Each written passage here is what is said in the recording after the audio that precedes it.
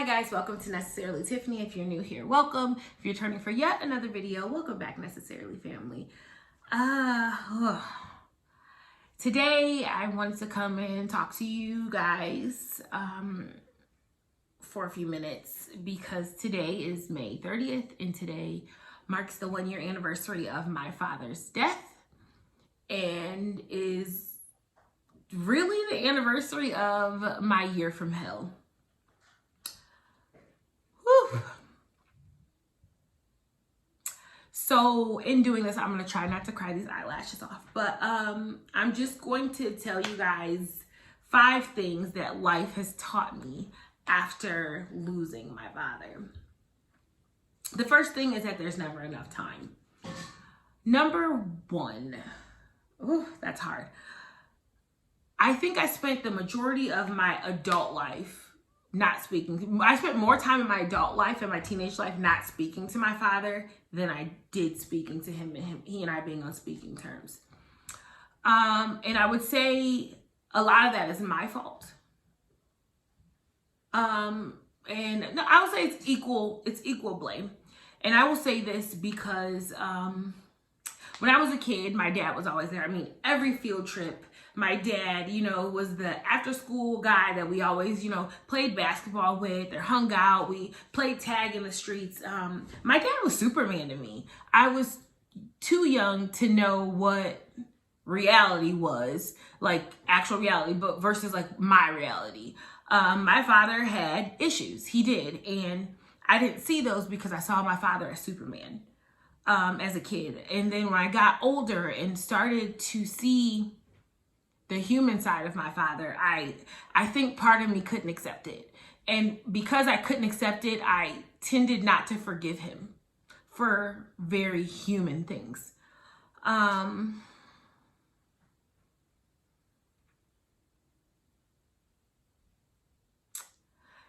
It wasn't until I had to live life a little bit, experience some highs and some lows, to where my father and I were able to sit down and talk and have heart to heart. I became a parent. And we spent so much time just talking. And my father came to Cincinnati for, I think, about 10 days. And we just talked. The whole 10 days just talked about everything. And it felt so good to know that he had forgiven me for placing him on this unrealistic pedestal. But also knowing that I forgave him because I realized he's human, he's a man and he's not perfect. Had I would have known at 15 when I was, I wasn't quite a rebellious teen. I was a pretty good teen, worked a lot. But had I known as an angry 15-year-old that my father would only live for, 16 more of those years, I think I would have changed my mind. But I didn't know because, no one knows when your loved one's time is up. And I think after the year after my father's death, I've spent so much time grieving that time that I didn't have. Grieving the times that, he and I didn't go to dinner or he and I didn't hang out or missed graduations. Missed weddings. None of that stuff matters anymore. It doesn't matter. Because I can't name the amount of things I would give up just to speak to my father again. Woo. Number 2 is that grief doesn't fully go away at once. Everybody grieves differently. For me, I feel like I had a delayed grieving because, when I was ready to start grieving my father, I unfortunately lost my sister and there was just so much other stuff happening in my life that I just couldn't focus on grief. I had to deal. And having a toddler at the time is definitely not easy. But one thing that I did hold on to is people telling me to be strong. Short rant about being strong. when people told me to be strong, I internalized that. I felt like it made them feel better knowing that I was strong. So I would hold it in, and I would cry in the car, cry in the shower, cry in the basement, cry in closets, and then just fix myself up for a very long time.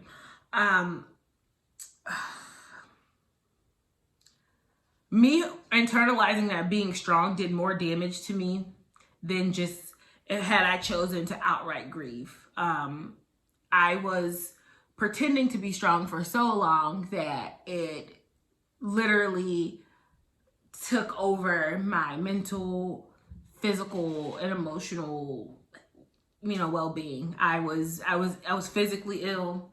I was spiritually ill. God and I battled on a daily basis. So if you're one of those people that just say be strong, I'm not trying to condemn you, because I'm sure I've probably done it in the past, but I now know.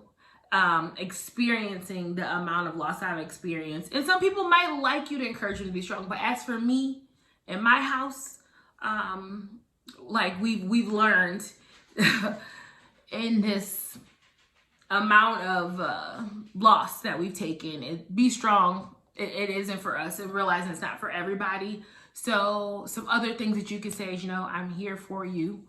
What do you need? And sometimes silence. Silence for me is the best. I'm not a hugger. When I'm grieving or I'm sad, I don't want people to hug me. So that may not work. Physical touch may not work for everybody, but sometimes just asking how I can be there. But if you've ever said to someone, be strong, some people may like that. I don't. So sometimes silence, or how can I help you, or I'm here for you, whatever you need is best.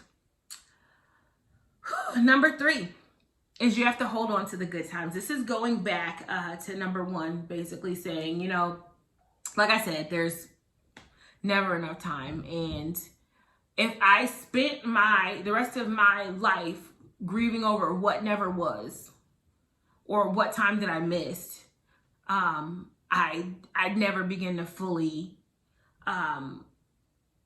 process, my losses and grieve and heal. So one thing I'm learning to do is talk about the good times, talk about the things that I loved about my father, and talk about the good things that are still left in me, his crazy sayings, the crazy things he used to do, and tell Noelle those things, and even tell Marcus those things, and tell my children I'm going to have, my future babies, those things. And writing those things down, that's important to remember those things, because memories fade every day. And I just want to make sure I remember those things about him, so his grandchildren will know. Noelle, was 1 when he passed away. And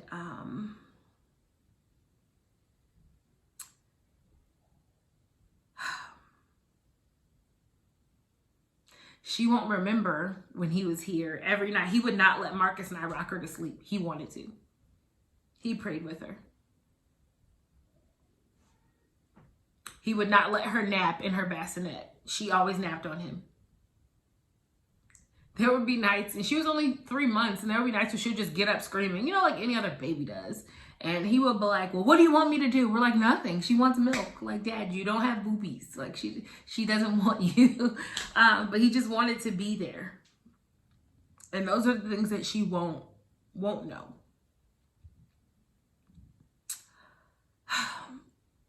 So I have to remind her that she was loved. Although she can't physically see him, in the space, he loved her. He loved all of his grandchildren. He loved all of my siblings. He loved us. Number 4, I have learned that finding something to do with your grief helps. So I have recently taken up hiking. Right? Somebody who loves makeup, hair, who wants to sweat for hours. Hiking has been the biggest relief for me. I've just been finding hiking trails. I've been by myself. I take my family. Noelle likes it. Marcus is Not as much as a country boy as he likes to think he is, being born in North Carolina. But like, we've been hiking and just going to experience things. And I cried in my prayers, like, God, why aren't you speaking to me? And I went hiking and God revealed something to me. And I just want to share it with you guys, excuse me. So hiking is a lot like grieving. Hiking, like, you're taking this path, right? You're taking this path. You know that it eventually ends, but you don't know the actual path to get through. So, you know, there's going to be some highs. There are going to be some highs, some beautiful places, some places where you feel like you can stay for a while. There's also going to be some lows, some low, muddy spots that you just feel like you can sink. But in the end, the only way to get through that hiking path is to keep moving.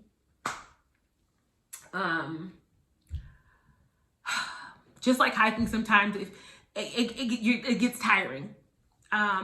It's okay to stop. It's okay to rest. Take a break.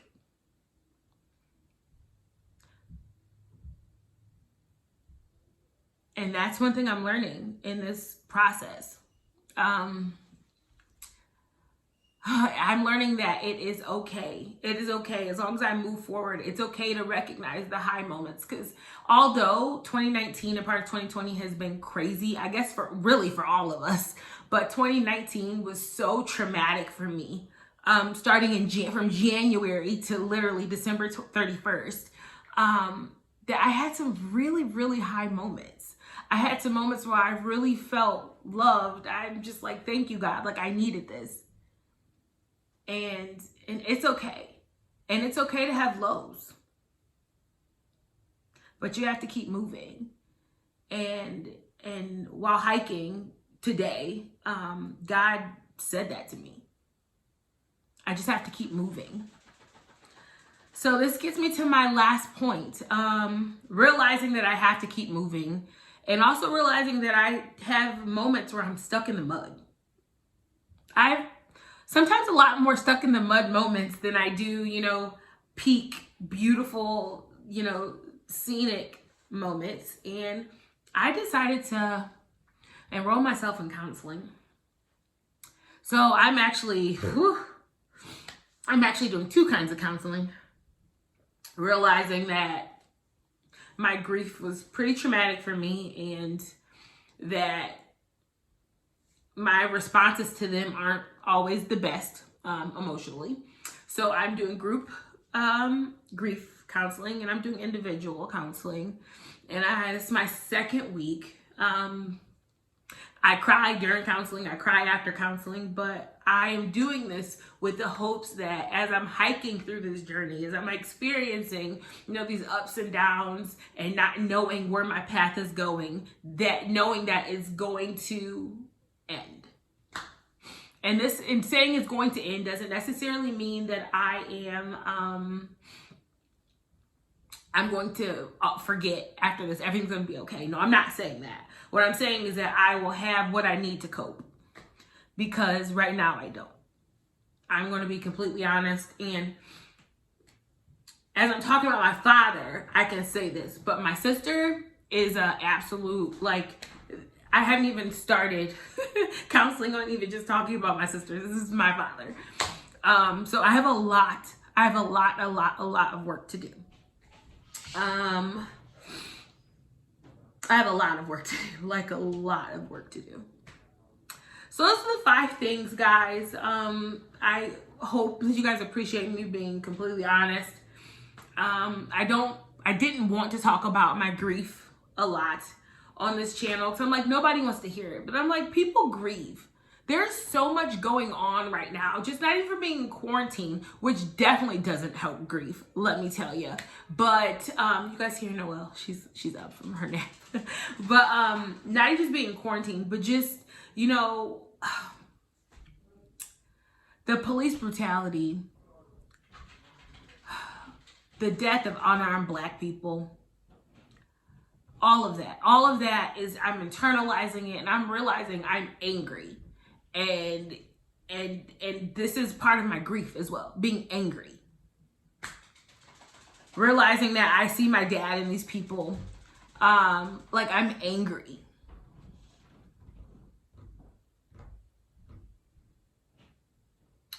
And I need somewhere to say that, because there's no way that I could just be angry and not do anything with that anger, because I could potentially hurt myself or blow up and hurt somebody else. And that's not what I want to do. So for those of you that are wondering, what do I do with my child who experienced the same losses that I have? Not a father or a sister, but she lost her aunt and her grandfather. Again, keeping their memory alive and telling her about them, showing her pictures, never letting her forget who they were to me and who they were to her and how much they loved her. But also, one thing I did for my daughter for her birthday last year, because my father died, like I said, May 30th, and my daughter's birthday was June 29th. And that was like marking literally the first month of like his death. So what I did was I save everything. Like I'm a digital hoarder, not physical. Yeah, I can't do all the mess, but I'm a digital hoarder. So I don't erase emails just in case you need me to, you know, per my last email or per our last email. I'm that person that forwards stuff back to you. But I also save voicemails. So I save, my father used to leave the weirdest voicemails. Like he would talk, he'd be like, hello, tip, like the voice recorder already kicked on, dude. Like I'm not picking up the phone. So I saved all his voicemails, and I found one that he left for Noelle. And for her second birthday, excuse me, I got her a Buildabear. So if you're looking for something for a memory of someone and you're wondering, Buildabear, they understood. The people at Buildabear, thank you so much. They helped me, and I got my daughter this. So hopefully you guys can hear this.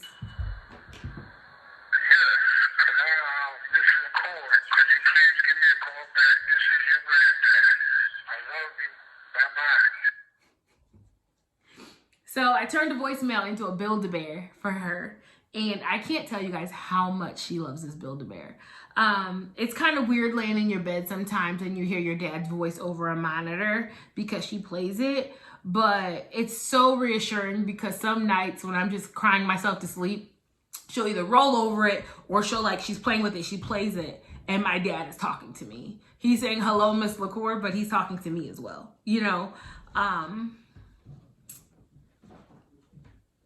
So that's, outside of showing her pictures and telling her stories, that's one thing. She knows his voice. She has his voice. And we are going to keep the batteries in that voice box as long as we can. And I still have the voicemail. I've emailed it to myself.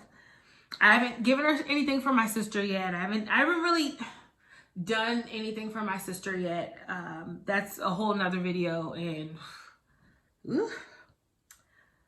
I'll have to figure that out once I can emotionally process that. But yeah, so Dad, if you're watching in heaven, I love you. It's been a long year. Hope I've made you proud, and hope I can continue to make you proud. It's not the same without you. I love you. All right, guys. I'm gonna get out of here before these lashes fall off, but I love you all, and I'll see you in my next video.